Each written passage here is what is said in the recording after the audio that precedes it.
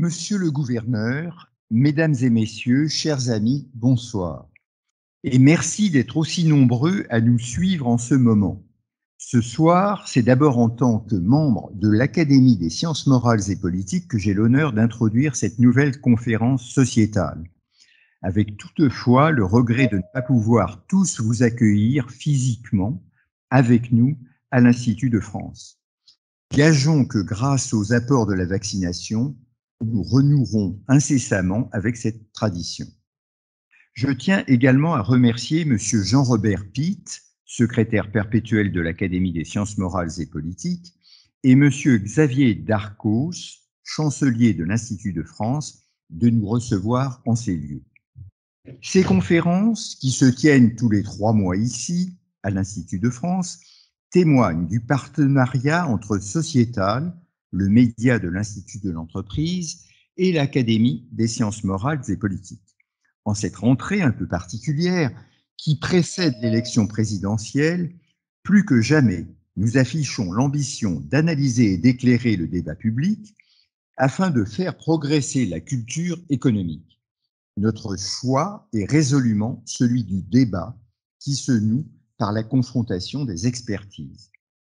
C'est avec grand plaisir que nous accueillons ce soir le gouverneur de la Banque de France, cher François Villeroy de Galhau. Au-delà de l'étroit lien professionnel passé qui fut le nôtre, je me réjouis de votre présence en raison du thème retenu. Retrouver la confiance en l'économie, réenchanter la jeunesse. Ce thème résonne en écho de votre ouvrage paru en février dernier. Il est, à n'en pas douter, la promesse d'une authentique discussion économique fondée sur l'optimisme, mais aussi sur l'exigence. L'optimisme, car oui, vos présidents de croissance indiquent une reprise économique vigoureuse, qui, selon vos propres mots, est plus forte et plus rapide qu'attendue. Une reprise qui, vraisemblablement, nous permettra d'éviter le mur de faillite que nous redoutons tous depuis le déclenchement de la crise sanitaire. Au-delà de la croissance, d'autres tendances fortes apparaissent. L'investissement des entreprises connaît un bond considérable en 2021. La consommation des ménages est en augmentation malgré les nombreux mois de restriction de l'activité économique que nous avons connus. Et le pouvoir d'achat des Français poursuit sa hausse. L'exigence ensuite, car nul ne souhaite demain un simple retour à la situation pré-Covid.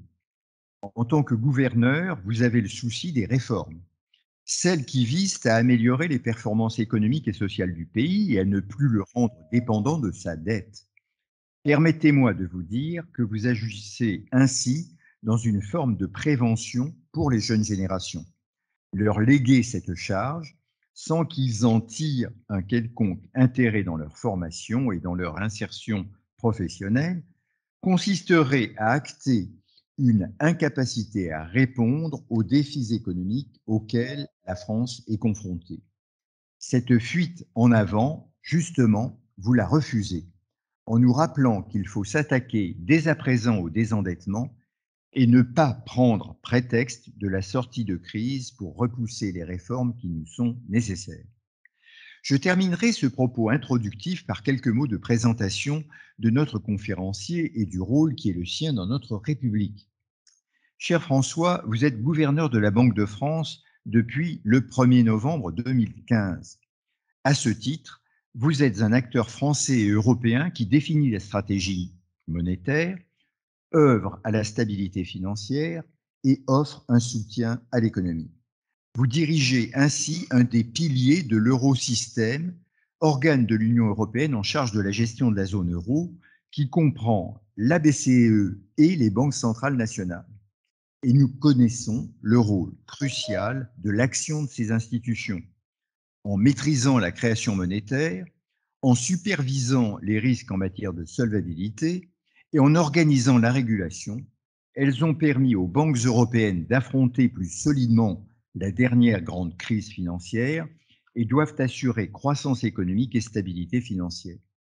Vous êtes également, à travers la traditionnelle lettre au président de la République, le garant d'un exercice qui constitue l'une des traditions de nos pratiques républicaines, chaque année, vous adressez ainsi au chef de l'État un courrier faisant état de vos réflexions et recommandations quant à la situation économique et financière de la France. C'est notamment dans ce cadre que vous avez pu vous exprimer sur les sujets qui vous sont chers: faiblesse économique et sociale de la France, chômage des jeunes, contrôle de la dépense publique, stratégie de sortie de la crise Covid. Autant de contributions décisives aux grands défis auxquels notre pays est confronté. Depuis le début de votre mandat, vous avez su élargir le périmètre d'intervention de la Banque de France. Je pense ici à votre implication sur la question environnementale. En lançant le Network for Greening the Financial System, vous avez fait office de précurseur.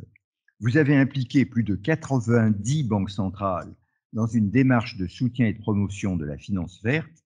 N'en doutons pas, c'est par ce type d'approche que nous pouvons faire évoluer l'économie de façon à mieux protéger l'environnement et la biodiversité. Vous ne croyez pas à la finance laissée à elle-même, mais à une vigilance tempérée. À l'instar de votre intervention de décembre 2019 aux entretiens de Royaumont, vous avez coutume de rappeler qu'une finance sans règles n'est que ruine de l'économie. Vous êtes également, Monsieur Villeroy de Galhau, la quintessence de ce qu'il est convenu de nommer un grand serviteur de l'État. Après avoir débuté votre parcours au sein de la direction du Trésor, vous avez rejoint plusieurs cabinets ministériels, dont celui de Pierre Bérégovoy à Matignon et celui de Dominique Strauss-Kahn à Bercy comme directeur de cabinet, avant de prendre la tête de la Direction générale des impôts de 2000 à 2003. En 2003, vous passez dans le privé en devenant PDG de CTLM, la société de crédit à la consommation du groupe BNP Paribas, puis vous êtes en 2008 responsable de la banque de détail en France. Vous êtes enfin directeur général délégué du groupe de 2011 à 2015, en charge des marchés domestiques et de la RSE. Après une mission pour le gouvernement sur le financement de l'investissement des entreprises, vous devenez gouverneur de la Banque de France en septembre 2015. Mes chers François, permettez-moi aussi d'indiquer que vous n'êtes pas seulement aujourd'hui le gouverneur de la Banque de France, vous êtes également un citoyen profondément engagé. Vos implications associatives passées au sein de l'Association pour le droit à l'initiative économique et des Semaines sociales de France, ou encore votre participation au think tank En temps réel, témoignent de votre engagement pour une société plus inclusive. Cette démarche est aussi celle qui guide le soutien que vous apportez à des dispositifs comme le service civique ou le service national universel. Mesdames, Messieurs, chers amis, avant de laisser le gouverneur de la Banque de France tenir la conférence, je passe la parole à Monsieur Antoine Frérot, président de l'Institut de l'entreprise, et je vous souhaite une excellente soirée. Merci, Monsieur le gouverneur de la Banque de France, cher François, messieurs les membres de l'Académie, mesdames et messieurs, bonsoir à toutes et à tous. Merci une nouvelle fois, cher Michel Pébreau, de nous accueillir ce soir en ces lieux magnifiques de l'Institut. Cette salle des séances devient le symbole du partenariat entre Sociétal, le média de l'Institut de l'entreprise, et l'Académie des sciences morales et politiques. Merci également aux partenaires de Sociétal qui nous accompagnent lors de ces conférences. Tout d'abord, l'Association des journalistes économiques et financiers. Je salue Emmanuel Cuny, son président, mais aussi Philippe Plassard, son vice-président, et tous les journalistes qui se sont inscrits à cette conférence. Remerciements également à notre autre partenaire, New Police, forum numérique réunissant plus de 500 étudiants des plus grandes universités mondiales, dont quelques représentants sont dans la salle, mais beaucoup sont également en ligne. Parce que merci enfin à tous les participants réunis dans cette salle, mais surtout aux très nombreux, plus de 200 inscrits, qui sont en visioconférence. Permettez-moi juste quelques mots sur cette notion de confiance dans l'économie, et donc de confiance dans les entreprises, qu'abordera largement notre conférencier ce soir, et qui, je crois, constitue une forme de pierre angulaire des travaux de l'Institut de l'entreprise depuis maintenant 5 ans. En effet, nous nous sommes donnés comme objectif et comme fil rouge à l'Institut depuis ces quelques années de réconcilier les Français avec l'entreprise. Et bien sûr, cette réconciliation, elle passe par la confiance. Juste 2 éléments. En 2017, nous avions, avec notre partenaire Elab, fait une enquête auprès des Français sur la sensation qu'ils avaient des entreprises. Et nous leur avions demandé, parmi toute une série de mots, lequel correspond le mieux à votre sensation de l'entreprise. En 2017, il y a seulement 4 ans, le mot défiance était arrivé en tête. 4 ans plus tard, début de cette année 2021, nous avons fait la même enquête, avec les mêmes mots et la même question. Et cette fois, figurez-vous que c'est le mot confiance, parmi une trentaine de mots. Confiance qui est arrivé en tête. Très certainement, la crise sanitaire n'est pas pour rien dans tout cela, mais j'y vois plus que cela. Et j'y vois progressivement un travail de reconquête de nos concitoyens autour de leurs entreprises, des entreprises de notre pays et de notre économie. Et parmi ces travaux de l'Institut de l'entreprise, pour accroître la confiance des Français dans leur système économique et donc dans leurs entreprises, l'Institut travaille sur ce que pourrait être, je dirais, une vision élargie des performances de l'entreprise, des performances multiples ou au moins plurielles, concernant simultanément les intérêts des différents publics qui s'engagent avec les entreprises. Bien évidemment, les salariés, les actionnaires, les clients, mais aussi les fournisseurs, les territoires, la planète et plus largement encore les générations futures qui viendront un jour animer nos entreprises en France. Et je crois personnellement que c'est dans cette voie que nous dessinerons l'entreprise de demain, celle qui, parce qu'elle apportera des preuves de son utilité, sera reconnue comme utile à beaucoup et pas seulement à quelques-uns. Je suis convaincu que c'est parce que notre entreprise est utile qu'elle est prospère et non l'inverse. Et je crois donc que chacun a un rôle à jouer pour l'avènement de cette entreprise de demain. Bien évidemment, les citoyens, les chercheurs, les étudiants, les dirigeants, les salariés, toute notre société a un rôle à jouer. Et c'est pourquoi je me félicite de nous voir si nombreux, tant dans la salle qu'en ligne, pour cette conférence. Mesdames et messieurs, je vous souhaite une très bonne soirée à mon tour. Et je vous passe la parole à Aude de Castet, qui dirige Sociétal, avant que notre conférencier intervienne. Monsieur le gouverneur, mesdames et messieurs les membres de l'Académie des sciences morales et politiques, messieurs les présidents, mesdames et messieurs, bonsoir. Merci, cher Michel Pébreau, cher Antoine Frérot, pour vos mots d'introduction. Pouvait-on espérer meilleure entrée en matière pour cette conférence qui nous réunit ce soir? Quant à moi, je me réjouis de vous retrouver depuis cette prestigieuse grande salle des séances de l'Institut de France. Car comme vous, monsieur le gouverneur, j'aime les lieux où souffle l'esprit. Et ici, malgré la pandémie, nous nous retrouvons chaque trimestre, quoi qu'il arrive, dans la maison du protecteur des arts, des lettres et des sciences, grâce à notre partenariat illustre qui lie Sociétal, le média économique de l'Institut de l'entreprise, vous le rappeliez, Président, et l'Académie des sciences morales et politiques depuis 2018, grâce à votre entremise, cher Michel Pébreau, puisque vous êtes à la fois président d'honneur de l'Institut de l'entreprise, membre du comité éditorial de Sociétal et membre de l'Académie des sciences morales et politiques. Mais la crise de la Covid nous a obligés à transformer le format de nos conférences, qui à présent sont systématiquement retransmises en direct depuis chez vous, chers participants, également aussi sur nos réseaux sociaux, les réseaux sociaux de Sociétal. On a beaucoup parlé d'accélération de la transformation numérique à l'aune de cette pandémie. Sociétal, comme vous pouvez le constater, n'échappe pas à la règle.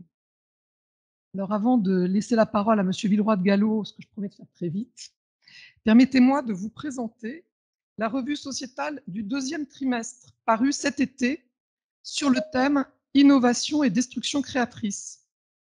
Alors vous l'avez déjà lu, vous le savez, et si vous vous apprêtez à le faire, vous le découvrirez, la pluralité des analyses exclusives illustre la complexité du phénomène et la diversité des situations rencontrées par les acteurs économiques.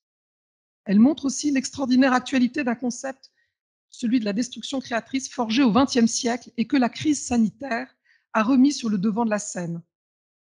L'équipe de Sociétal et son comité éditorial sont très fiers de vous présenter cette revue exceptionnelle et on ne peut plus d'actualité. N'hésitez pas d'ailleurs à nous faire parvenir vos réactions d'approbation, de réprobation, d'enrichissement. Quelles qu'elles soient, elles seront lues et prises en compte.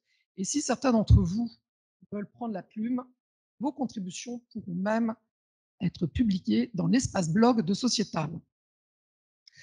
Je referme là cette parenthèse car je sens monter l'impatience de vous écouter, Monsieur Villeroy de Galhau, pour une conférence qui s'annonce passionnante, optimiste et constructive sur le thème qui vous est cher. Vous le rappeliez, cher Président, retrouver confiance en l'économie pour la jeunesse et grâce à la jeunesse, point d'interrogation. Comme il en est de tradition, cette conférence de ce soir préfigure le thème de la prochaine revue sociétale, dette globale et confiance. Et évidemment, cette question de la jeunesse, dont vous allez nous parler dans un instant, est intimement liée aux enjeux relatifs à la dette globale de notre pays. Du niveau de la dette dépend notre capacité à agir pour faire de demain ce que nous voulons qu'il soit. Du niveau de la dette dépend la capacité de la jeunesse à avoir confiance en l'avenir. C'est une question de solidarité intergénérationnelle et même plus encore, de responsabilité de notre génération envers la suivante. Pour finir, je me permettrai simplement d'ajouter quelques détails pratiques concernant le déroulé de l'événement. Vous pouvez tous, ici ou depuis chez vous, participer en posant vos questions en direct à Monsieur le gouverneur de la Banque de France via l'adresse mail web@idep.net. Certains d'entre vous ont commencé à le faire depuis plusieurs jours déjà. Ce seront ensuite Emmanuel Cuny, président de l'AGEF et éditorialiste à France Info, et Philippe Lassard, vice-président de l'AGEF et rédacteur en chef au Nouvel Économiste, qui relaieront certaines de ces questions. Mesdames et messieurs, je passe à présent la parole à Monsieur Villeroy de Galhau, que je remercie à mon tour, et je vous souhaite à toutes et à tous une excellente soirée. Monsieur Jean-Marc Daniel viendra conclure cette soirée. Merci, monsieur le gouverneur, vous avez la parole. Bonsoir et merci aux trois personnes qui ont introduit cette soirée, à Michel Pébro, à Antoine Frérot et à Aude de Castet. Merci aussi de m'accueillir dans cette salle effectivement très prestigieuse où j'avais eu l'honneur, cher Michel Pébro, d'être invité par vous à parler il y a 4 ans de stabilité financière et de réglementation. Alors, je crois qu'avec la crise Covid, où les banques et assurances françaises ont fait preuve de leur résilience, nous sommes aujourd'hui plus que jamais convaincus qu'un système financier solide est une dimension essentielle de la confiance et de la stabilité économique. Mais je voudrais un petit peu élargir ce thème de la confiance au-delà de la stabilité financière, qui est évidemment le premier pilier de mon métier. Et au cours de mes 6 dernières années comme banquier central, la confiance a pris une dimension plus large. C'est pour ça que j'ai voulu intituler mon dernier livre « Retrouver confiance en l'économie », sur lequel vous m'avez invité à m'exprimer aujourd'hui. J'y évoque 6 piliers de la confiance, mais je voudrais ce soir les revisiter sous un angle peut-être un peu différent. Et en profitant du fait que nombre d'entre vous qui êtes en ligne sont des étudiants. Je crois que l'avenir de notre pays, l'avenir de notre Europe et l'avenir de la confiance se joue largement à travers vous. Alors, il se trouve que parmi les 6 piliers de la confiance dans l'ordre économique que j'ai identifiés dans ce livre, le 6e s'appelle « Réinventer notre modèle ». Il est particulièrement cher à mes convictions et je crois à l'Institut de l'entreprise. Et il me semble qu'il fait un lien direct avec ce levier de la jeunesse dont je parlais. La jeune génération est évidemment avide de changement, elle est désireuse de trouver sa place dans une société qui est de plus en plus âgée, et la démographie est sans doute notre premier problème. La question se pose aujourd'hui de manière d'autant plus renouvelée que la crise Covid a occasionné un mouvement massif, un mouvement non choisi, de solidarité des jeunes vers les plus âgés, et qu'elle a pu rejoindre une contestation plus large et préexistante d'un certain modèle économique et social. Alors, je voudrais essayer de le faire ce soir en évitant 2 écueils. Le premier écueil, ça serait une espèce de jeunisme démagogique, en disant que tout ce que dit la génération qui nous suit est forcément juste. Le jeunisme peut être d'ailleurs un zeste autoflagellant en se disant que notre génération à nous a failli. Elle n'a pas tout réussi, mais elle n'a pas tout raté. J'y reviendrai. Et puis, il y a un autre écueil qui est le symétrique, c'est une espèce d'autisme nostalgique en disant, voilà, je vais le dire comme des vieux combattants, les jeunes ne sont plus ce qu'ils étaient, nous étions beaucoup plus intelligents à leur âge, ce qui est évidemment totalement faux, et nous ne comprenons pas ce qu'ils ont à nous dire. Vous avez, vous, des choses extrêmement importantes à nous dire, je pense des choses avec lesquelles nous ne sommes pas toujours d'accord, mais qui très souvent sont pertinentes et sont ma plus grande raison d'optimisme, pour employer un mot qu'Aude de Castet employait à l'instant, ma plus grande raison d'optimisme pour l'avenir. Il y a une citation d'Albert Camus que j'aime bien, quand il a reçu en 1957 son prix Nobel. Je le cite, « Chaque génération, sans doute, se croit vouée à refaire le monde. La mienne sait pourtant qu'elle ne le refera pas, mais sa tâche est peut-être plus grande. Elle consiste à empêcher que le monde se défasse. » Fin de citation, Albert Camus, donc en 1957. Je vais être honnête, ma génération, née peu après, n'a pas plus refait le monde. Elle a un peu fait l'Europe et maintenant, sa tâche est de passer le témoin à des générations suivantes plus exigeantes. Et si vous voulez bien, c'est le fil conducteur que je vais essayer de suivre, au fond autour de deux messages assez simples. Nous devons agir aujourd'hui, nous devons réformer pour la jeunesse, et et ça au fond, ça sera le pourquoi ou sur les causes de ce changement nécessaire. Et puis ensuite, je viendrai aux modalités, je crois, de ce changement et de cette réinvention du modèle grâce à la jeunesse et un certain nombre d'exigences et d'idées que vous nous apportez. Alors, je viens d'abord sur les raisons d'agir qui tiennent largement au défi de l'équité intergénérationnelle.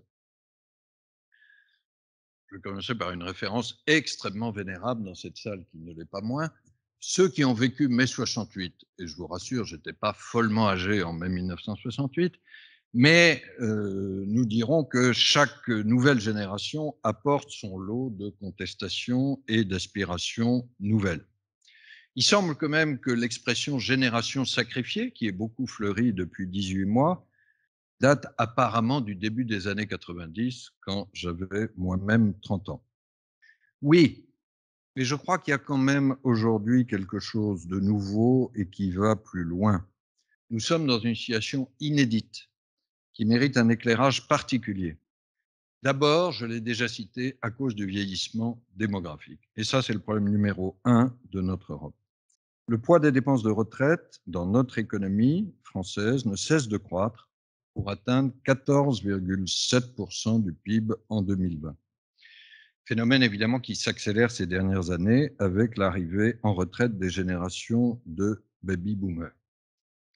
J'y vois une conséquence indirecte mais redoutable à moyen terme, le risque d'une perte de croissance potentielle et de confiance dans l'avenir lié à un manque de dynamisme collectif associé à ce vieillissement.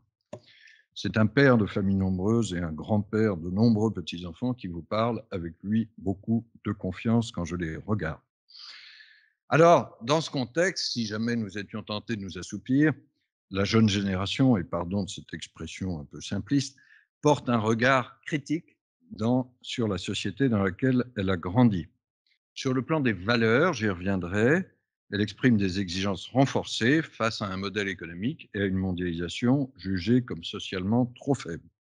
Mais surtout, et c'est évidemment la première marque de fabrique, elle porte un intérêt central pour l'environnement à travers des mouvements à portée mondiale. Et je crois que c'est une dimension qui n'est pas assez souvent soulignée. Fridays for Future, Youth for Climate, pour ne pas parler de Greta Thunberg, ont évidemment une portée transcontinentale. Cet intérêt positif pour l'environnement se double d'un désintérêt pour la politique, parfois qualifié de désenchantement démocratique. La contestation, en tout cas, se traduit par un taux d'abstention particulièrement élevé. Et pour finir ce paysage brosser trop rapidement, je vais citer Michel Serres, académicien disparu récemment. La nouvelle génération ne communique plus de la même façon et ne perçoit plus le même monde. Cette dimension-là, on la relève peut-être moins souvent. Votre rapport aux médias est différent du nôtre. Il privilégie les réseaux sociaux, les influenceurs, plutôt que les journaux, les radios ou la télévision. Au-delà du support technique, c'est toute une philosophie du rapport à l'information qui est différente. Je dis au passage qu'à la Banque de France, nous prenons très au sérieux ces évolutions et nous nous adaptons en conséquence. Pour vous citer 2 exemples, en interne, nous avons mis en place, ce qui n'est pas très fréquent parmi les entreprises et encore moins parmi les institutions publiques, un comité perspective jeune qui nous bouscule régulièrement au sein du comité de direction. Et en externe, nous attachons beaucoup d'importance à notre mission d'éducation économique et financière. Nous nous sommes lancés au début de cette année sur un exercice, la Banque de France à votre écoute, pour expliquer aux Français et aller à la rencontre des Français sur la politique monétaire. C'était un beau défi, assez bien relevé. Dans ce cadre, et j'avoue que ça a été pour moi une expérience très intéressante, j'ai été rencontrer l'influenceur Cyrus North pour faire une vidéo sur la politique monétaire qui a déjà été vue par près de 200 000 jeunes avec des centaines de questions extrêmement intéressantes. Voilà au fond sur les valeurs et l'environnement psychologique. Mais si je me place maintenant du point de vue de ma génération, je crois qu'il faut regarder en face, reconnaître 3 grands manquements à l'équité intergénérationnelle que nous avons opérés. Et je le dis sans la moindre autoflagellation, tous ceux qui me connaissent savent que c'est un sport que je déteste. D'abord, il y a ce qu'on pourrait appeler, et 3 dettes au fond, il y a ce qu'on pourrait appeler la dette sanitaire. Et ce n'est pas tellement à travers les conséquences en termes d'épidémie, je crois qu'elles ont frappé tout le monde et elles ont été gérées le mieux possible. C'est plutôt la perte d'expérience, d'éducation, de temps libre et de bien-être chez les jeunes liée aux restrictions sanitaires des 18 derniers mois. Elles étaient inévitables. Ceci n'empêche pas de reconnaître le coût qui durera de perte d'expérience et d'éducation associée à ces restrictions, même si, relevons-le, ces coûts ont été beaucoup moins élevés en France qu'ailleurs, vu le maintien de l'ouverture des établissements d'enseignement. Ensuite, la dette financière. Vous en avez parlé dans vos 3 propos introductifs. L'accumulation de dettes publiques. Je ne vais pas multiplier les chiffres, mais regardons simplement le poids du sac à dos avec lequel votre génération aujourd'hui rentre dans la vie. Prenons simplement la mesure de la dette en pourcent du PIB par rapport à la richesse économique à un moment donné. Ce sac à dos pèse aujourd'hui autour de 115% du PIB. Il est 6 fois plus lourd que quand j'avais 20 ans, autour de 1980. Il est 2 fois plus lourd que pour la génération qui vous a précédé immédiatement en l'an 2000 à 60% du PIB. Ce phénomène a évidemment été amplifié par la crise Covid, mais je souligne très souvent que le problème n'est pas tant la dette supplémentaire du Covid, les 15 points de PIB à peu près que nous ont coûté les 2 dernières années, que la dette pré-Covid. La France était entrée début 2000 avec une dette de près de 100% du PIB. Alors bien sûr, c'est pour l'instant une charge hors bilan pour les jeunes, tant que les taux d'intérêt restent bas. Mais je redis que cette situation ne sera pas éternelle et que parier sur un stock de dette qui resterait extrêmement élevé serait manquer très gravement à l'équité intergénérationnelle. Nous y reviendrons peut-être dans les questions. Je dis simplement que pour résoudre ce défi de la dette, il faut combiner 3 ingrédients, tous nécessaires. La bonne proportion entre les 3 ingrédients relevant du débat démocratique. J'espère au passage que le débat que nous allons avoir dans les mois qui viennent permettra d'avancer sur cette question. L'annulation de la dette est une illusion. La combinaison des ingrédients que sont le temps, la croissance et la meilleure efficacité des dépenses publiques est par contre une nécessité. Le temps, je crois qu'il est souhaitable de se donner une stratégie de désendettement sur 10 ans une fois sorti de la crise Covid. La croissance qui, bien sûr, apportera des recettes et la croissance sera d'autant plus forte que nous aurons fait des réformes. Mais la croissance ne suffira pas. Et il faut donc la troisième composante, qui est l'efficacité des dépenses publiques. Nous avons en la matière de très sérieux progrès à faire en France. Je rappelle juste un autre chiffre. Nous avons à peu près le même modèle social que nos voisins. Je crois, au passage, j'y reviendrai, profondément au modèle social européen. Notre problème, c'est que ce modèle social nous coûte 10 points de PIB de plus que nos voisins, 55% du PIB pré-Covid de dépenses publiques en France, contre 45% pour le reste de la zone euro. Nous avons besoin des trois, le temps, plus la croissance, plus la meilleure efficacité des dépenses publiques. Tous ceux qui prétendent qu'un seul des trois suffise nous bercent d'illusions. Enfin, la troisième dette, c'est bien sûr la dette climatique et écologique, liée à l'épuisement des ressources naturelles et au réchauffement climatique. Je suis extrêmement frappé du parallèle entre les deux dernières dettes que je viens d'évoquer, la dette financière et la dette climatique. Elles pèsent toutes les deux sur vos générations. Elles peuvent avoir des conséquences extraordinairement graves. Mais le sentiment d'urgence est totalement différent entre ces deux dettes. La dette climatique est aujourd'hui une priorité partagée, reconnue, urgente aux yeux de tous et en particulier de votre génération. La dette financière est vue comme un problème contingent qu'on peut repousser dans le temps. Or, la tentation de procrastiner, qui nous a peut-être animés trop longtemps sur la dette climatique, pourrait conduire, dans les décennies qui viennent, malheureusement, aux mêmes conséquences sur la crise financière, la dette financière, si nous ne nous réveillons pas. Et je crois que c'est l'enjeu de votre génération, que de relever que l'équité suppose de traiter, oui, la dette climatique, mais aussi la dette financière, sinon la charge sera la vôtre et celle des générations qui viendront après vous. Voilà trois dettes, trois constats qui font qu'il n'est plus possible de continuer à penser que ce sont les jeunes qui doivent s'adapter au modèle actuel. Nous devons, nous, ma génération, nous adapter et apprendre d'eux. D'autant plus que nous aurons à y gagner collectivement. Et là, je vais citer un économiste qui correspond au titre de la revue sociétale de cet été, qu'Aude de Castet mentionnait à l'instant, à propos de la destruction créatrice. L'économiste, c'est Schumpeter. Les jeunes ont cette immense vertu d'être plus schumpeteriens dans leur mode de vie, beaucoup plus aptes à la transformation. Ils ont, par exemple, une conception du travail différente qui implique davantage de télétravail, et c'est une révolution que nous devrons réussir dans nos entreprises, et davantage de réorientation, de reconversion professionnelle. Vous vous projetez moins longtemps que vos aînés dans une entreprise ou une activité donnée. Voilà sur ce qu'était mon premier message sur agir pour la jeunesse, à cause de la jeunesse. Comment repenser notre modèle? Et là, je vous proposais de le faire grâce à la jeunesse. Ce n'est pas une espèce d'acte de foi aveugle, c'est que, je crois, ce regard neuf nous invite à repenser un modèle de croissance à la fois plus durable et plus innovant.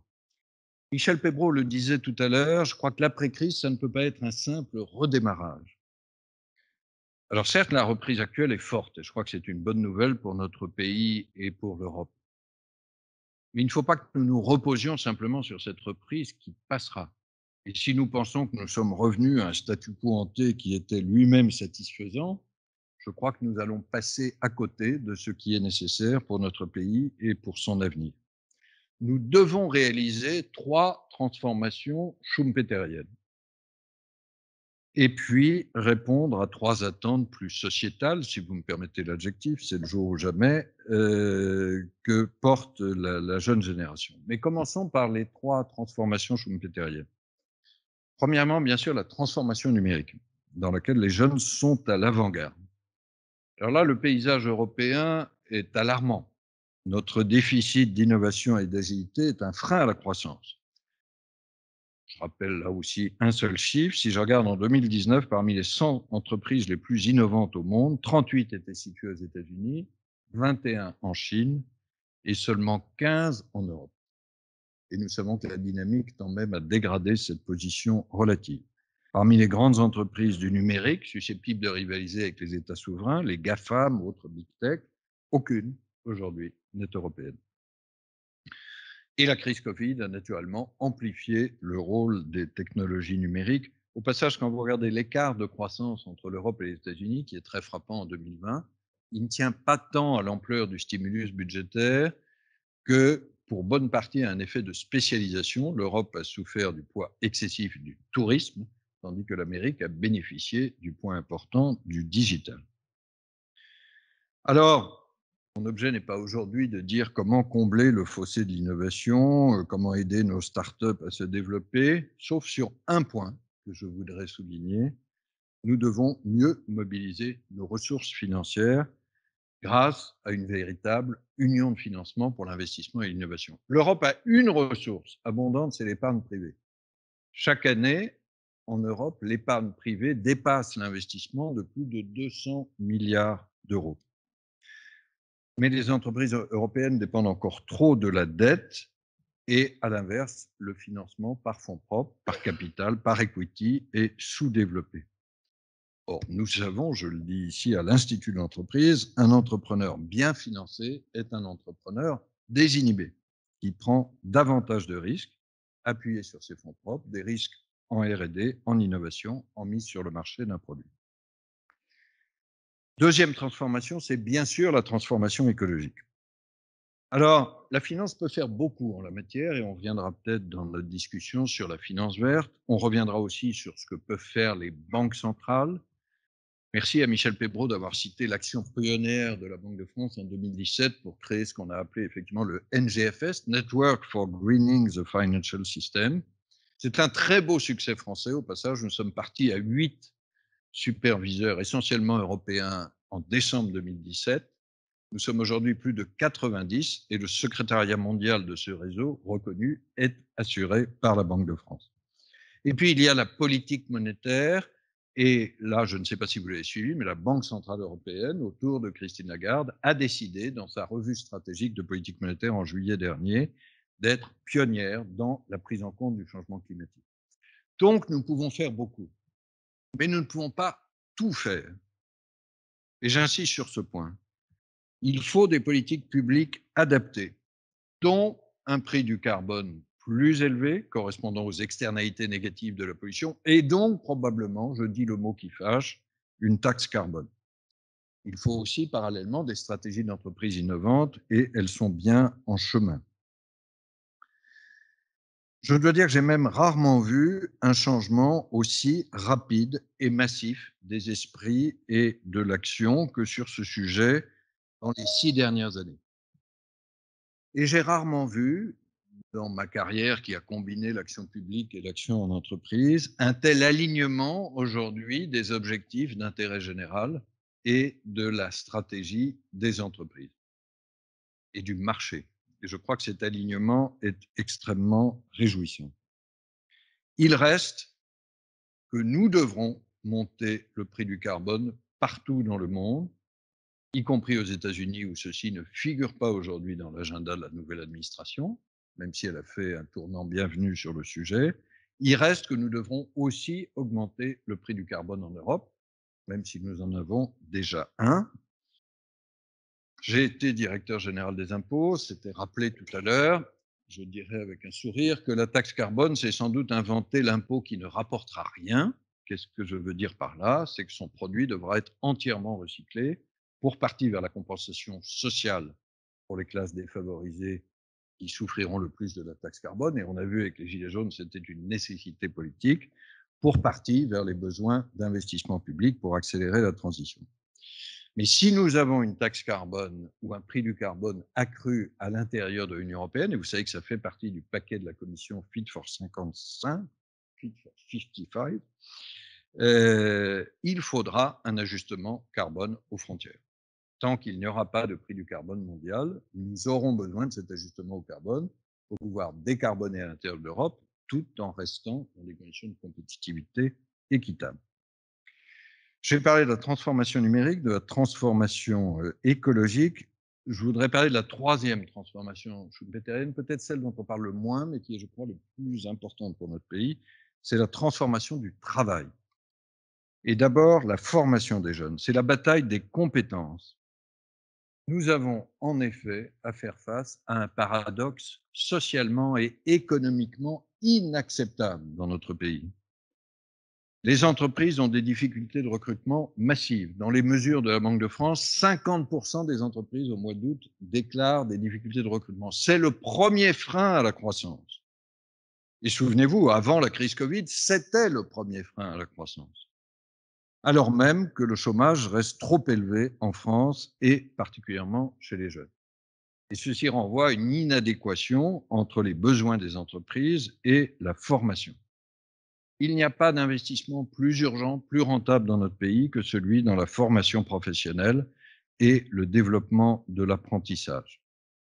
Et puis, nous devons rendre le travail plus incitatif. On voit que le débat public ici a tendance à opposer réforme de l'assurance chômage et augmentation des salaires selon la sensibilité des uns et des autres.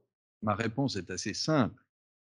Nous avons besoin de l'ensemble de cette boîte à outils. Réforme de l'assurance chômage, oui, elle est nécessaire, mais hausse des salaires ciblés dans un certain nombre de secteurs, oui, elle est aussi requise. Alors, parallèlement à ces actions de formation, et je crois que les jeunes nous y invitent, il nous faut aussi tenir compte de la transformation du management et de la vision du travail chez votre génération qui aspire à un fonctionnement moins vertical et laissant plus d'autonomie. Bon, je vais être honnête en la matière, tout patron a tendance à dire oui, dans ma boîte, ça va être moins vertical, plus transversal et laissant plus d'autonomie. On ne va pas être tout à fait le seul à devoir reconnaître que c'est plus facile à dire qu'à faire et qu'on a quelquefois des tendances à une saine autorité qui doivent être régulièrement irriguées par ces considérations sur la rénovation du management. La qualité du management, et je ne dis pas du tout qu'un patron qui sache décider n'est pas indispensable à la tête des entreprises. Mais la qualité des managements n'est pas neutre par rapport à la mise en œuvre de l'innovation au sein des entreprises. Il y a même des chiffrages faits par des économistes montrant que la qualité des pratiques managériales explique une part des écarts de productivité entre les pays. Je voudrais terminer, j'ai dit 3 transformations schumpeteriennes, je voudrais terminer par 3 attentes que porte la jeunesse et qui sont aussi autant d'occasions d'avancer.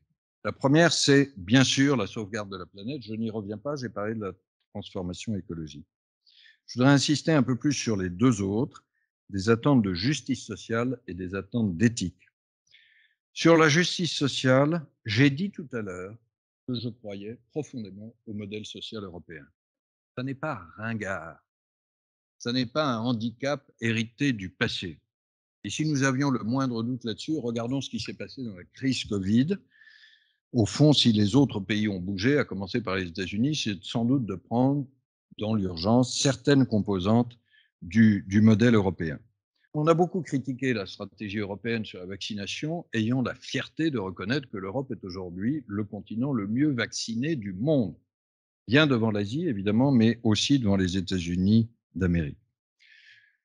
Pour autant, nous avons un problème de coût de ce modèle, et j'ai parlé de la dette publique, et puis nous avons sans doute un changement plus ontologique qui est nécessaire, c'est qu'on ne peut pas se contenter d'une réparation ex post en aval des inégalités, c'est ex ante en amont, il faut augmenter l'égalité des chances pour tous.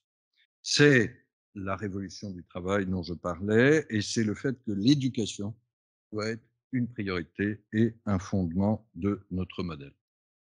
À propos de la justice, est-ce que je peux donner une autre raison d'espoir? C'est ce qui se passe au plan international, avec, depuis l'arrivée de la nouvelle administration américaine, le renforcement des projets d'un impôt minimum sur les sociétés dans le monde, accord de principe du G7 et du G20. J'ai assez vécu, et nombre d'entre vous aussi, pour savoir que transformer un accord de principe sur la fiscalité en prescription concrète et mise en œuvre, c'est encore pas mal de travail, mais je crois que le mouvement et la volonté politique sont là. Et puis l'éthique. Si j'osais, je dirais que c'est un mot facilement piégé.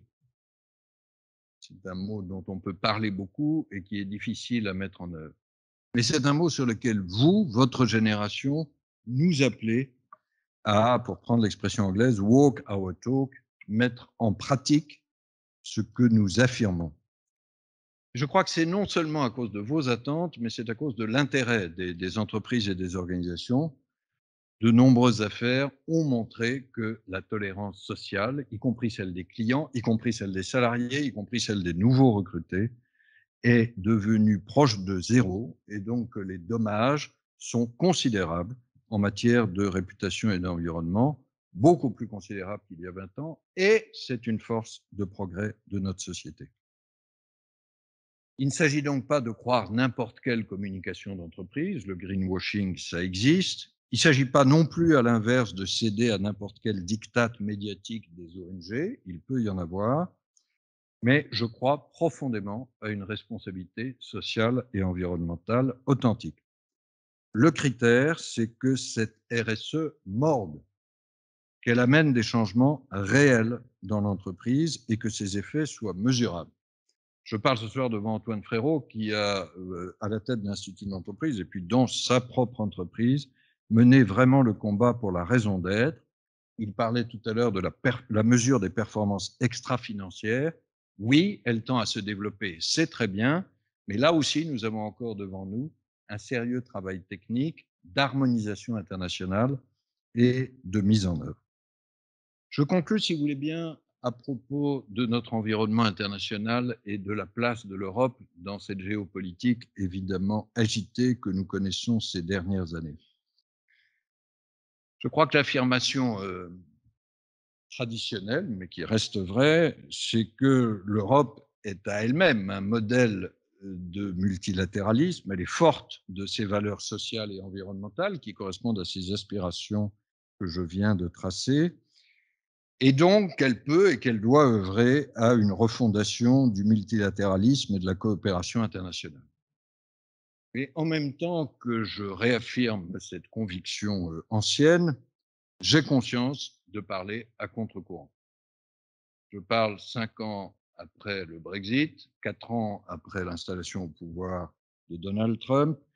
Je parle dans un monde qui voit la montée de l'affrontement face à la Chine, avec des circonstances dérivées australiennes qui nous ont animés ces derniers jours.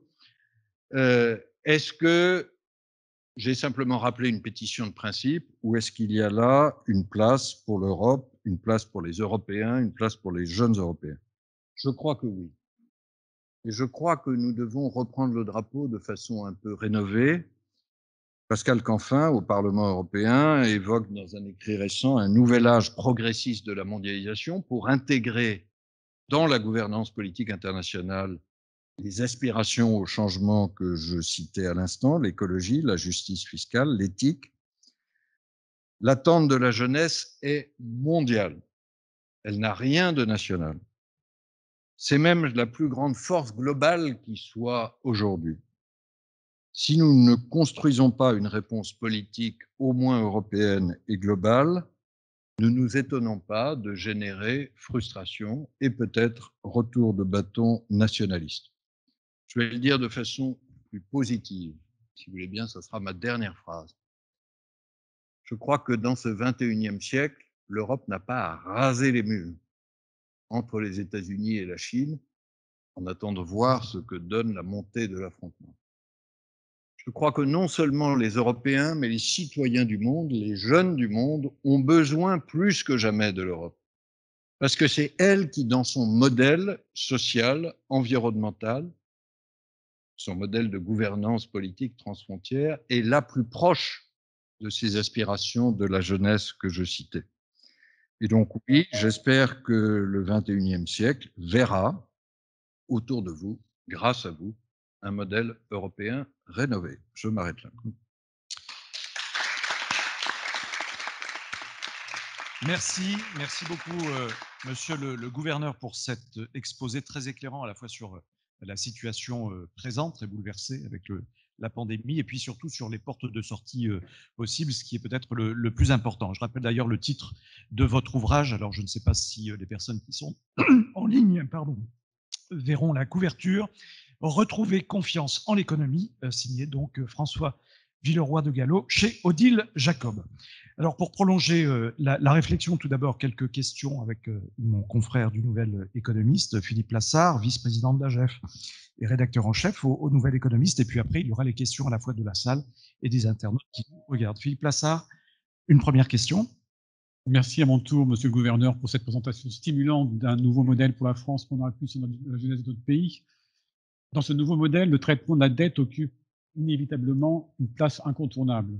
Celle-ci est par nature au cœur du pacte entre les générations.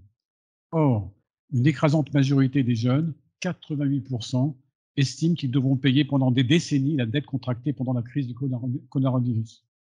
Face à un avenir financier obstrué par ce mur écrasant de la dette qui s'est dressé devant eux, le réalisme dont on montre les jeunes, on pourrait même parler de résignation, n'est-il pas le plus inquiétant? C'est évidemment une question lourde, je vais essayer d'y répondre rapidement. D'abord, j'attache la plus grande importance à la dette publique, mais si je veux dire, il n'y a pas que la dette publique dans la vie. Il y a aussi la dette climatique, je vais revenir sur le parallèle, et j'attache la plus grande importance à ce que j'ai appelé la transformation du travail.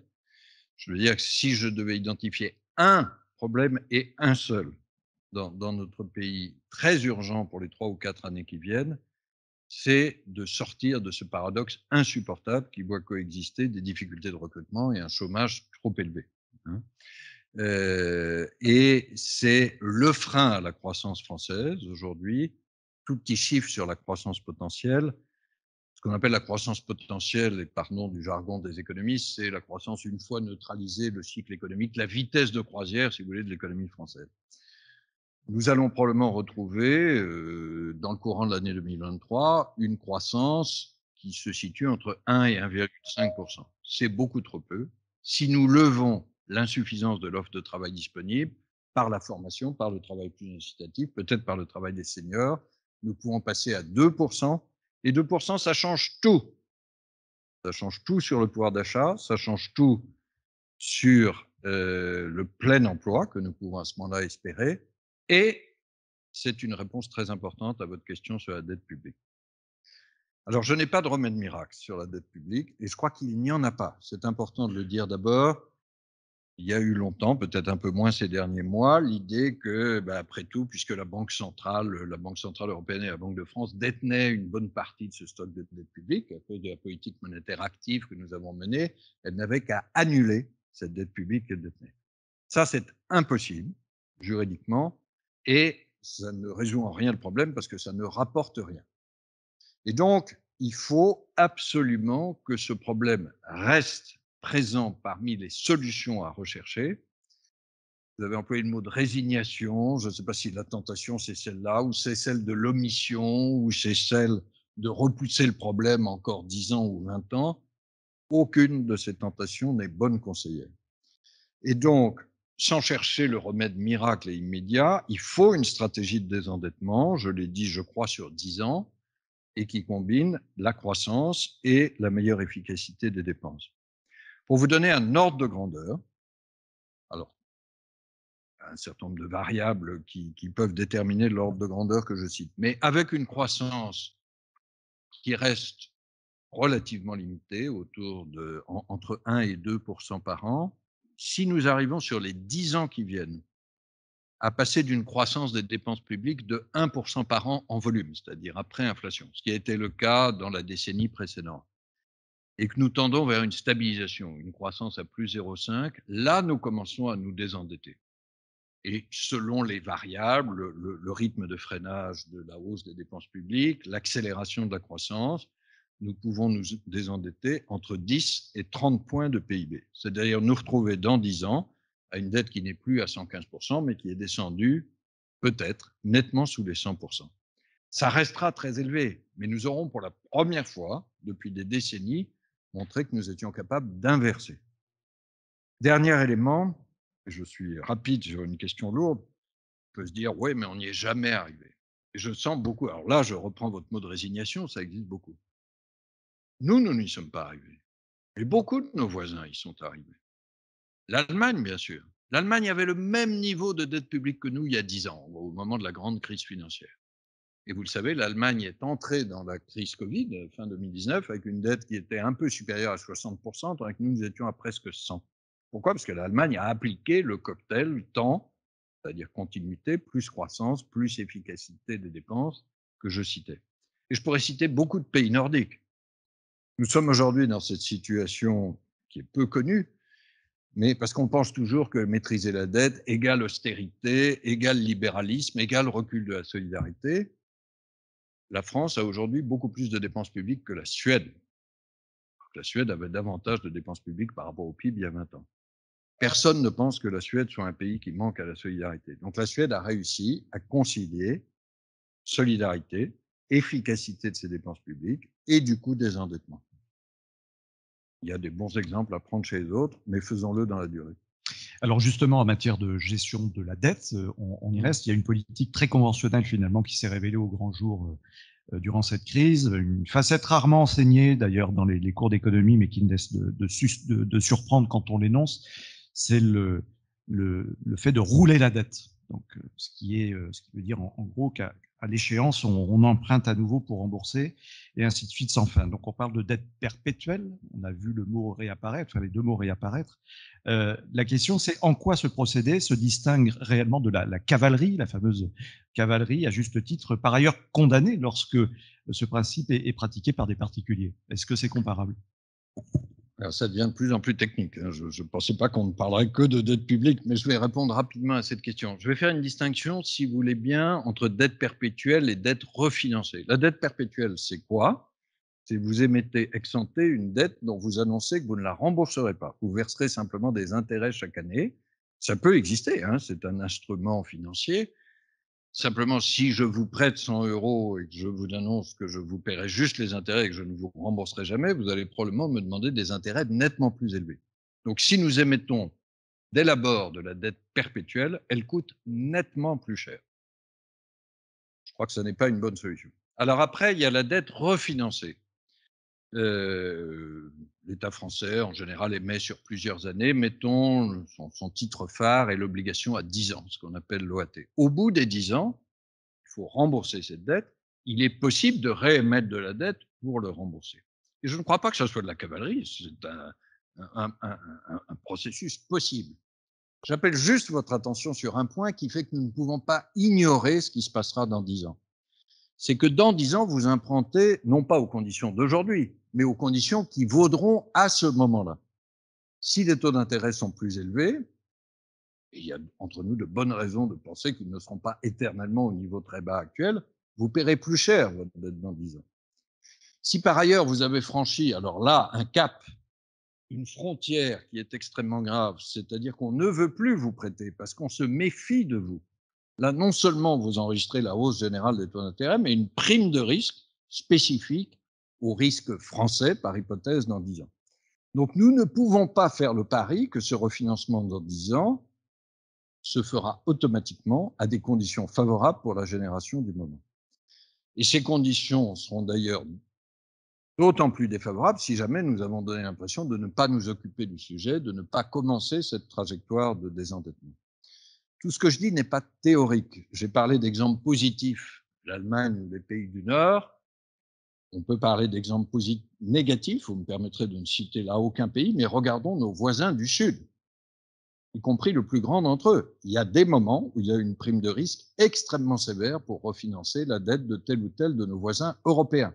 Je ne parle même pas de pays émergents.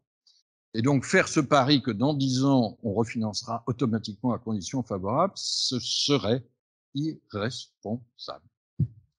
Merci pour cette réponse. Alors, effectivement, il n'y a pas que la dette, monsieur le gouverneur, il y a aussi un autre sujet dans l'actualité, c'est l'inflation. Oui. Philippe Plassard. Il est tout de même assez singulier, monsieur le gouverneur, de voir les banquiers centraux ces temps-ci ne pas trop s'inquiéter du regain d'inflation. En lâchant ainsi la bride sur l'objectif de stabilité des prix, des gardiens du pouvoir d'achat de la monnaie n'accréditent-ils pas l'idée que le retour de l'inflation serait une bonne chose, notamment pour éponger les dettes? Alors non. Vous savez, sur l'inflation, un banquier central, si vous me permettez cette boutade, c'est pas quelqu'un de formidablement imaginatif. Il y a des règles du jeu assez claires.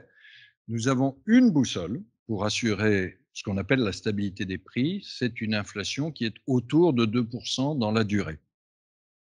c'est la boussole de la Banque centrale européenne, mais il se trouve que c'est aussi la boussole de la Banque centrale américaine, anglaise, japonaise. Et il y a des bonnes raisons économiques pour considérer que c'est 2% et que ça n'est pas zéro. Hein. Une inflation qui serait à zéro empêcherait un certain nombre d'ajustements dans l'économie et ne nous protégerait pas du risque de déflation. Quelle est la situation par rapport à cette boussole, ce cap des 2%? Aujourd'hui, temporairement, je souligne notre verbe, l'inflation en zone euro est supérieure à ce niveau. Elle était de 3% au mois d'août, elle est un peu supérieure à 2% en France. Quand vous regardez les années passées, elle a été longtemps très inférieure. Et si nous nous étions rencontrés probablement il y a 1 an, il y a 2 ans, il y a 3 ans, vous m'auriez posé la question inverse de la disparition de l'inflation, de son insuffisance. Quand nous nous projetons vers l'avenir, on peut avoir, il y a des discussions. Pourquoi est-ce qu'il y a cette poussée temporaire d'inflation? Parce qu'il y a des difficultés d'approvisionnement. Sur une tension sur les prix de l'énergie et du pétrole, il y a des difficultés sur un certain nombre de matières premières ou sur les semi-conducteurs.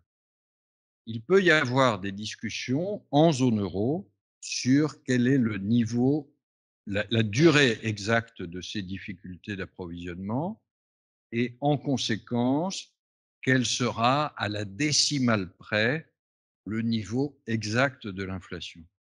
Mais, et je veux le dire extrêmement clairement, il ne fait pas de doute que l'inflation en zone euro va revenir d'ici 2023 sous notre cible de 2%. C'est plus vrai encore pour l'inflation sous-jacente, hors énergie. Et dès lors, il ne fait pas de doute que nous devons maintenir une politique monétaire accommodante. Alors, on ne va pas mobiliser la parole parce qu'effectivement, il y a d'autres questions qui attendent, très pertinentes d'ailleurs, je les vois arriver progressivement. Une dernière question, Philippe Lassard, avant la parole à la salle. Oui, une question sur le plan monétaire. On recense actuellement près de 12 000 crypto-monnaies ou crypto-actifs, selon l'appellation qu'on choisit, à travers le monde, et le Bitcoin, notamment, fait parler de lui tous les jours. Une telle effervescence anarchique ne porte-t-elle pas les germes dangereux d'une défiance vis-à-vis des monnaies égales? Dans notre pays, à 70%, la confiance en l'euro reste certes élevée, mais elle n'est pas totale, ni complètement inébranlable. Quelle est la parade des banquiers centraux face à ce risque? D'abord, je vais récuser le terme de crypto-monnaie. Je crois que ce sont des crypto-actifs, le Bitcoin et ses frères et sœurs.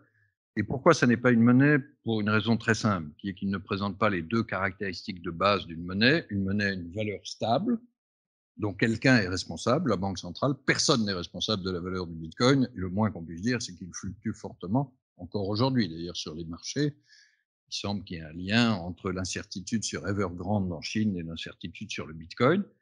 Et deuxièmement, une monnaie est reconnue partout comme moyen d'échange et de paiement universel, accepté par le vendeur comme par l'acheteur. Ça n'est évidemment pas le cas du Bitcoin et d'autres crypto-actifs. Alors, il peut y avoir une technologie intéressante derrière les crypto-actifs, c'est la technologie de la blockchain. Je crois qu'elle est appelée à un grand développement. La Banque de France, d'ailleurs, développe la blockchain. Mais en ce qui concerne la confiance dans la monnaie, avec ses deux attributs de stabilité de la valeur et de reconnaissance comme moyen d'échange universel, je crois que là, l'euro inspire une confiance qui est très forte. Vous avez dit 70% en France, il se trouve que c'est 80% en Allemagne, c'est 76% pour l'ensemble des citoyens européens. C'est la confiance la plus forte qu'on ait jamais connue depuis la création de l'euro. Je crois que c'est une très belle réussite européenne et grâce à la boussole sur l'inflation à 2%, la Banque centrale européenne, la Banque de France garantissent la préservation de la valeur de l'euro. C'est bien compris de nos concitoyens. Bien, merci Monsieur le Gouverneur. Alors maintenant, on va se livrer à la traditionnelle séance des questions de la salle. Il suffit simplement de vous manifester si vous souhaitez, de vous présenter, de poser la question. Alors voilà, vous pouvez profiter du micro. On vous écoute. Oui, Jean-Luc Plasset. Monsieur le Gouverneur, ça ne vous étonnera pas, mais effectivement, moi j'ai été très sensible dans une de vos transformations schumpeteriennes quand vous avez parlé de la transformation du travail et de la transformation du management, de la transformation des comportements de leadership, des chefs. Ça, c'est un point, puisque je crois qu'il y a beaucoup de jeunes qui écoutent, c'est un des points, et votre dilemme entre difficulté de trouver du personnel et chômage, Ça fait peut-être des années que nous dépensons trop, ça fait des années que nous nous comportons mal, pas si bien que ça dans nos entreprises.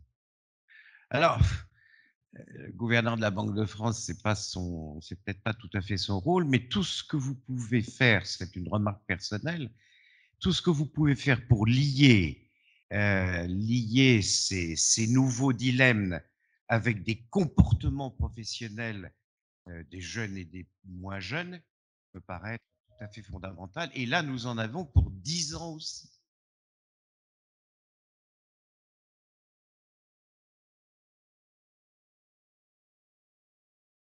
Je suis largement d'accord avec la question de Jean-Luc Placé. Je vais être honnête, je pense que ça dépasse largement ma responsabilité et heureusement.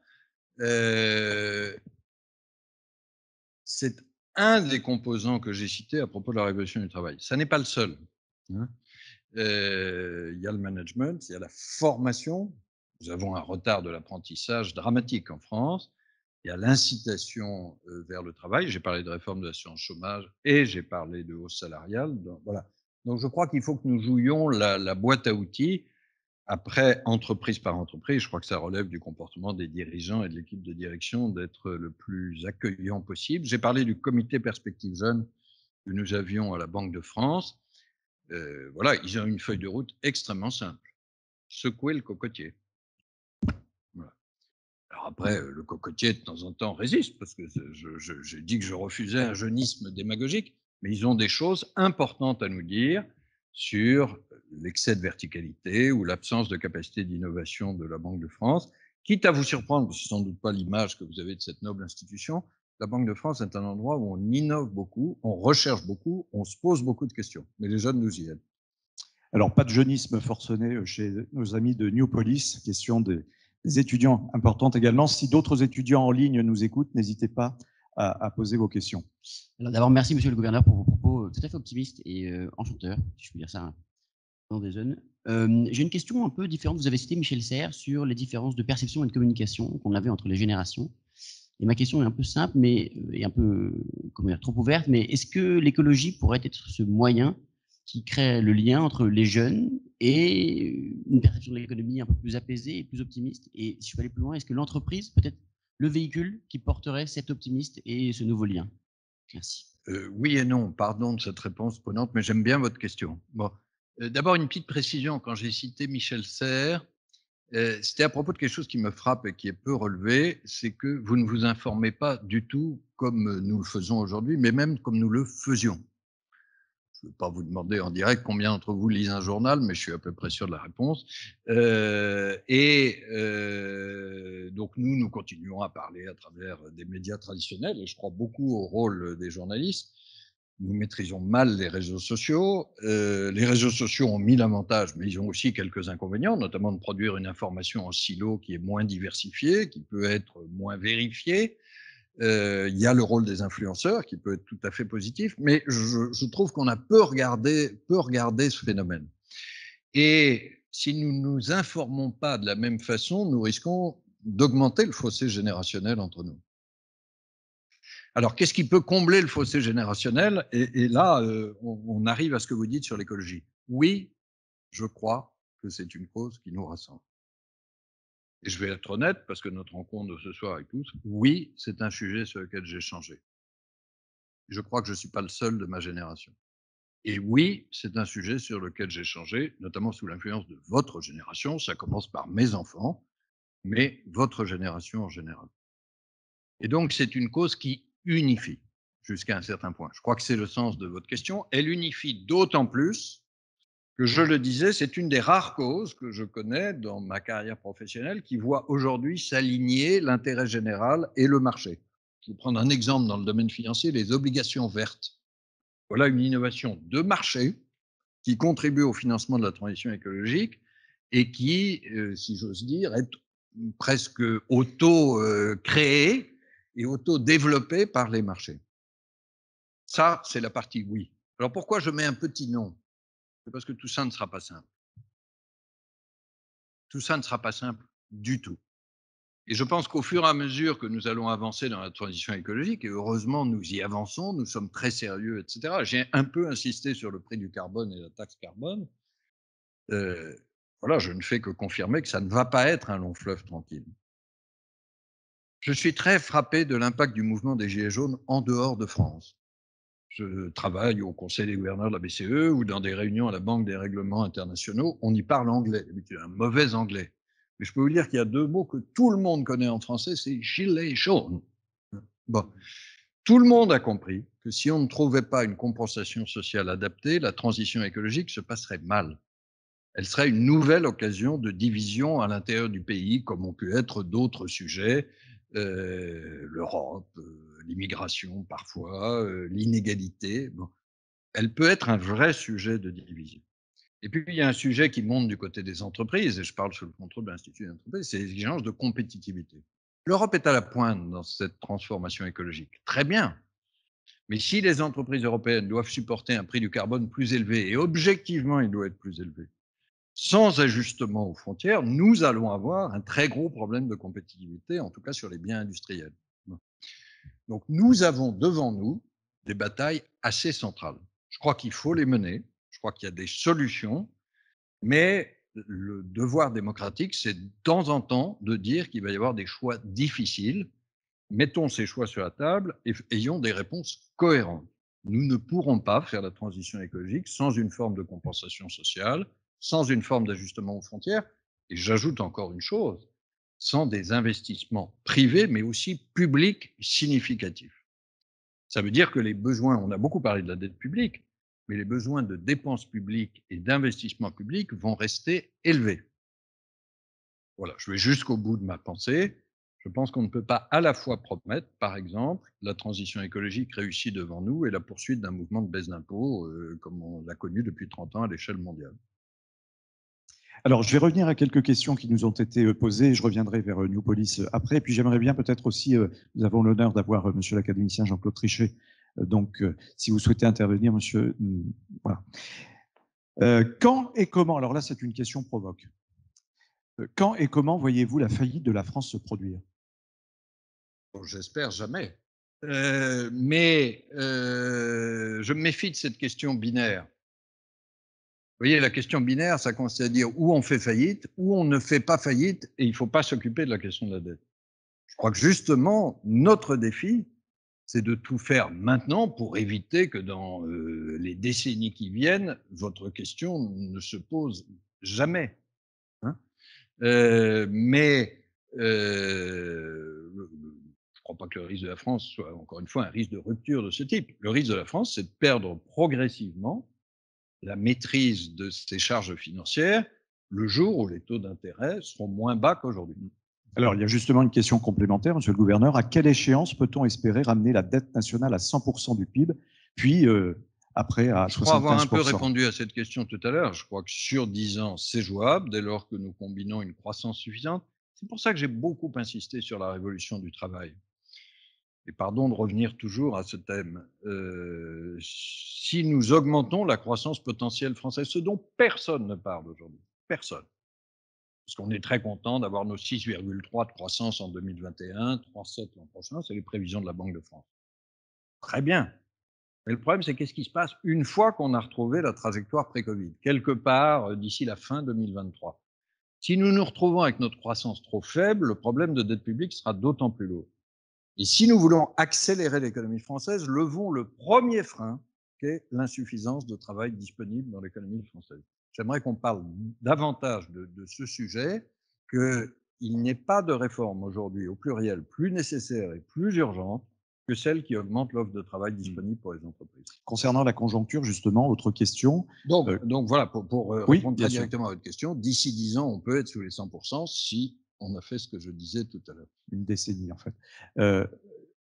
Croissance de long terme, là on parle de reprise, on voit les chiffres de la Banque de France corroborés par d'autres centres, des instituts de conjoncture. Donc ce que l'on connaît aujourd'hui, c'est, on va dire, les prémices d'une croissance de long terme, ou c'est simplement un mirage de la reprise? Non, ce n'est pas un mirage. Il y a une reprise qui est vigoureuse. qui a correspondu au fait que la crise a été bien gérée dans la réponse de politique économique qui a été apportée en France, en Europe et à des degrés divers dans l'ensemble des économies avancées. Rappelez-vous tout ce qu'on disait au printemps 2020. Enfin, c'était Armageddon, c'était l'apocalypse annoncé. L'apocalypse n'a pas eu lieu. Il y a eu une forte récession, mais il y a eu un fort rebond. Donc, ça n'est pas un mirage, mais c'est un temps, c'est une étape, c'est un chapitre qui se ferme. L'essentiel des effets directs de la crise est maintenant derrière nous sur le plan économique. C'est d'autant plus important de regarder le deuxième chapitre, d'augmenter la croissance de long terme. Alors, nous sommes toujours à l'écoute, évidemment, de vous, toutes et tous qui nous regardez derrière vos écrans. N'hésitez pas à poser la question. Hôte de questions, peut-être rappeler comment on pose les questions, par quel moyen technique. Priorité aux étudiants. Hein, si téléphone. On va y venir, monsieur le gouverneur. Oui, alors il y a deux façons faciles. La première, c'est par mail à l'adresse mail web@idep.net. Et puis la deuxième façon, c'est sur le fil de discussion de notre visioconférence Teams. Donc, n'hésitez pas à poser vos questions. Voilà, nous sommes très vigilants aux questions qui vont arriver. Je me retourne vers New Police, une question d'étudiant. Oui, monsieur le gouverneur, merci beaucoup pour cette intervention extrêmement intéressante et qui m'a beaucoup parlé en tant qu'étudiant. Et je suis certain également que les jeunes présentent aujourd'hui un intérêt positif pour l'environnement. Et même si beaucoup d'efforts sont faits, le cadre n'est pas forcément très encourageant pour l'avenir au regard de la disruption des modèles d'affaires actuels et du respect des limites planétaires par les entreprises. Les jeunes, je pense, sont extrêmement méfiants vis-à-vis de l'économie de demain et de la capacité des autorités à réguler. Et je me demandais donc quelles sont les réponses des banques centrales nationales et de la BCE. Quelles réponses ont-elles à apporter à ces problématiques de changement climatique, de la biodiversité et plus généralement environnementale, notamment au regard de l'intégration de ces problématiques à leur mission, à la fixation d'un cadre international, par exemple sur la transparence des données, et à l'accompagnement des multinationales et également des PME dans cette transition des modèles d'affaires. Alors là aussi, il y a beaucoup de choses dans votre question. Je vais être un peu plus confiant que vous, pour reprendre le mot du jour, sur l'avancée de la transition écologique. C'est pas gagné du tout, ça ne va pas être facile, c'est ce que je répondais à la question de votre camarade. Mais il se passe quand même des choses extrêmement profondes. Je vais commencer par le côté des entreprises, et je parle sous le contrôle d'Antoine Frérot et d'autres chefs d'entreprise qui sont là. Une entreprise qui aujourd'hui ne se soucierait pas de la transition écologique est probablement une entreprise condamnée, dès à présent. Parce que je pense qu'elle a déjà perdu une bonne partie de ses clients et qu'elle ne peut plus recruter votre génération. Je le dis quelquefois de façon un peu provocatrice, parce que la Banque de France cherche aussi à recruter. J'en profite pour le dire pour les étudiants qui sont là, et je vous promets des choses passionnantes. Mais quand j'ai en face de moi un amphi d'étudiants, et je leur dis, supposons que je ne crois pas au climat, je serais quand même obligé de vous parler de ce que fait mon entreprise pour le climat, parce que sinon, vous n'y viendrez pas. Donc, quand je parlais d'alignement de l'intérêt général et de l'action des entreprises, c'est parce que c'est aussi leur intérêt. Autre exemple d'optimisme, c'est ce qui se passe sur la finance. La finance, vous pouvez juger que ça ne va pas assez vite, etc. Mais honnêtement, l'activité des banques et des compagnies d'assurance finance de moins en moins d'actifs bruns et de plus en plus d'actifs verts. Je reviendrai d'un mot sur la politique monétaire et ce que nous pouvons faire. Je n'ai jamais vu une telle mise en mouvement collective. Alors, ça ne suffit pas. C'est là peut-être que votre doute s'exprime. Et pardon de revenir sur cette histoire de prix du carbone. Jean-Marc Daniel est là, je vais mettre ma casquette économique. Si le prix n'est pas le bon prix en économie, tout ce qu'on fait par ailleurs trouvera sa limite. Je vais dire un petit mot off the record, si les journalistes présents me le permettent, sur le plan américain. Nous sommes très heureux que l'administration Biden soit revenue dans l'accord de Paris. La Fédérale Réserve américaine a adhéré à notre NGFS. Tout ça est très bien. Et je peux vous dire, dans toutes les réunions internationales auxquelles je participe, le G7, le G20, il y avait une stratégie d'évitement du climat de la part de l'administration Trump. Maintenant, c'est le premier sujet partout. Tout ça est très bien. On parle de ce que va faire la finance, on parle d'investissement dans l'innovation. OK. Il manque un élément dans l'agenda Biden, et c'est un élément assez décisif, c'est ce prix du carbone. Si vous ne facturez pas les externalités négatives associées à l'émission de CO2, honnêtement, l'incitation à faire des investissements qui vous font économiser du CO2 risque d'être insuffisante. Donc ça me paraît un point central. J'espère, je crois que votre génération verra dans les décennies qui viennent un prix mondial du carbone. Commençons en tout cas par l'Europe et un certain nombre d'autres continents qui sont prêts à faire. Et si on commence avant les autres, il faut un ajustement aux frontières. Alors je termine sur la pointe de votre question sur que peut faire la Banque centrale. Elle peut faire beaucoup, elle ne peut pas faire tout, confère ce que je viens de dire. Nous ne pouvons pas remplacer les politiques publiques adaptées. Mais au fond, nous avons, et sans vouloir être trop technique, deux grandes actions. La première, c'est comme superviseur, c'est-à-dire nous surveillons les banques et les assurances. Ça, c'est le rôle du fameux NGFS que Michel Pébreau citait, ce réseau. Nous avons un message, mais qui est aujourd'hui partagé par les banques et les assurances, c'est le risque climatique, ça fait partie du risque financier. C'est plus du nice to have, j'ai parlé de la RSE tout à l'heure, c'est très important, mais c'est du must have, c'est votre cœur de métier. Et donc, nous allons regarder comment vous pilotez ces risques, comment vous les mesurez, comment vous les réduisez. Et nous publions des rapports en la matière, on fait même des stress tests projectifs. Ça, c'est avec la casquette superviseur. Et ça change vraiment le comportement des institutions financières. L'autre casquette, c'est la politique monétaire sur la Banque centrale. Alors, j'y faisais allusion. Nous avons, avec Christine Lagarde, je crois vraiment pouvoir dire que BCE et Banque de France, sur ce sujet, ont travaillé la main dans la main. Nous avons dit que pour obéir à notre mandat de stabilité des prix dont on parlait, les 2% d'inflation à moyen terme, nous devions incorporer le climat dans notre politique monétaire. Parce que le climat a déjà des effets économiques. Regardez les feux de forêt, regardez les inondations, c'est un effet économique. Si on monte le prix du carbone et qu'on augmente la taxe carbone, ça a un effet sur l'inflation et l'évolution des prix. Donc nous devons incorporer le changement climatique. Et dans les actifs que nous prenons en garantie, nous évaluons traditionnellement le risque financier de ces actifs. Ils sont plus ou moins sûrs, mais nous devons incorporer aussi le risque climatique. Ça s'appelle dans notre jargon le collatéral, les actifs qu'on prend en garantie. Nous allons faire une évaluation systématique du risque climatique de notre collatéral.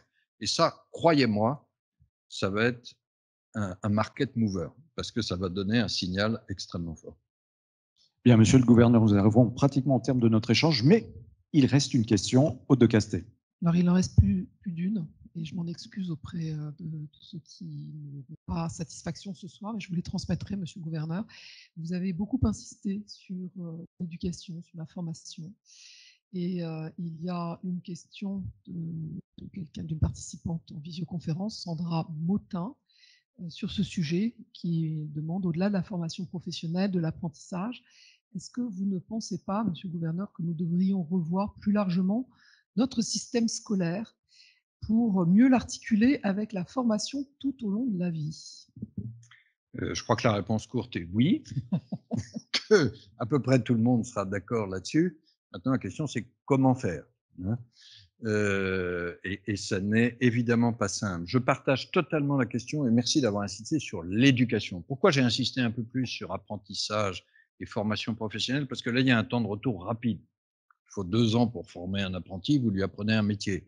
Il faut 3 mois ou 6 mois de formation professionnelle pour reconvertir un adulte. L'éducation, c'est l'affaire d'une vie et ça prend une génération, hein. Mais c'est évidemment ça la bataille centrale. Alors, là aussi, le regard des économistes peut aider. Il y a eu beaucoup de travaux économiques sur ce que rapporte l'investissement dans l'éducation. J'ai parlé d'efficacité des dépenses publiques tout à l'heure. On parle beaucoup des chiffres, c'est normal, les 55% de dépenses, comment on va diminuer la dette, mais on ne parle pas de la qualité des dépenses publiques. Ça n'est pas la même chose de dépenser 1 euro dans le fonctionnement d'une administration et de dépenser 1 euro dans l'éducation. Et tous les travaux économiques montrent que c'est un des meilleurs investissements qu'on peut faire. Alors pour autant, il y a des réformes du système éducatif. Je ne suis pas du tout un spécialiste du sujet, je ne prétendrai pas donner le moindre conseil à M. Blanquer, ses prédécesseurs ou ses successeurs. C'est une tâche très difficile. Mais on sait que l'investissement peut être valable dès lors qu'il est associé au bon système, sans doute un peu plus d'autonomie, d'évaluation, etc. Les pays nordiques, là aussi, ont des choses à nous apprendre. Mais regardons ce que les économistes appellent les multiplicateurs, la qualité des dépenses. 1 euro n'est pas égal à 1 euro en termes de dépenses publiques. Alors là aussi, ce que je viens de dire a l'air totalement évident. Maintenant, en sortant de cette salle ou de cette rencontre, regardez dans notre débat public quelle est la part de la discussion sur la qualité des dépenses publiques. Où est-ce qu'on doit investir? Est-ce que c'est dans un investissement écologique? Est-ce que c'est dans l'éducation? Est-ce que c'est dans les dépenses de fonctionnement ou le nombre de fonctionnaires? Ce débat est absent. Et il est non seulement absent dans notre pays, mais il est absent dans la quasi-totalité des démocraties. Ce n'est pas une maladie française que je viens de dire. Et donc, je crois que si on veut essayer d'avancer sur une stratégie intelligente de désendettement, je ne suis pas du tout un partisan de l'austérité bestiale, etc. J'ai parlé tout à l'heure d'aller vers la stabilisation des dépenses publiques en volume. Mais il serait très souhaitable qu'on couple une stratégie sur 10 ans avec une analyse de la qualité, en allant regarder ce qui marche le mieux chez nos voisins, incontestablement l'éducation, mais associée à des changements de pilotage ou de management, c'est peut-être Jean-Luc Placet qui pourrait aider, mais de management du système éducatif est un des meilleurs investissements que nous puissions faire pour l'avenir, parce que ça donne davantage de chances à la jeunesse et ça donne davantage de potentiel à notre économie. Et là aussi, regardons ce qui marche. Certains pays asiatiques nous montrent le chemin, évidemment. La Corée ou le Japon, mais des pays nordiques plus près de nous. Peut-être un dernier souhait, parce que j'ai beaucoup parlé d'additionner les instruments de la boîte à outils sur la révolution du travail plutôt que de les opposer. Je viens de parler de la qualité des dépenses publiques. Un dernier souhait tout simple, et nous essayons d'y contribuer à la Banque de France, puis j'ai essayé de le faire dans ce livre. Regardons aussi ce qui marche chez les autres. Les entreprises regardent leurs concurrents en général. Les États n'ont pas de concurrents, mais ils ont des partenaires, notamment au sein de l'Union européenne. Il y a beaucoup de choses intéressantes à apprendre des autres. Les autres peuvent apprendre de nous. J'ai dit tout à l'heure que les États-Unis s'étaient inspirés du modèle européen en termes de santé ces 2 dernières années, mais je crois que nous avons à apprendre des autres, et le pragmatisme est souvent la meilleure des réponses à ce qui pouvait apparaître comme des blocages idéologiques.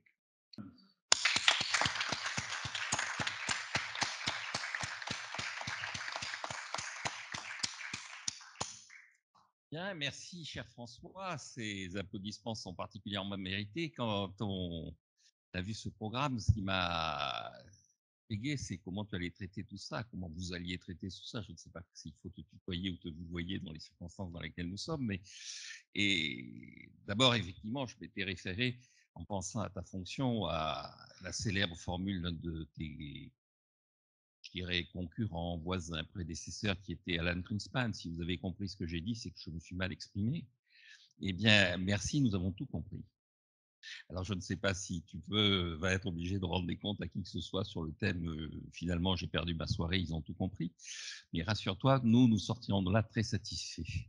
Le deuxième personnage auquel je voudrais faire allusion, c'est là aussi un de tes concurrents prédécesseurs anciens, qui est Guido Carli, que vous avez probablement connu, le président Pebro. Donc Guido Carli a été gouverneur de la Banque centrale d'Italie pendant 15 ans, de 1960 à 1975.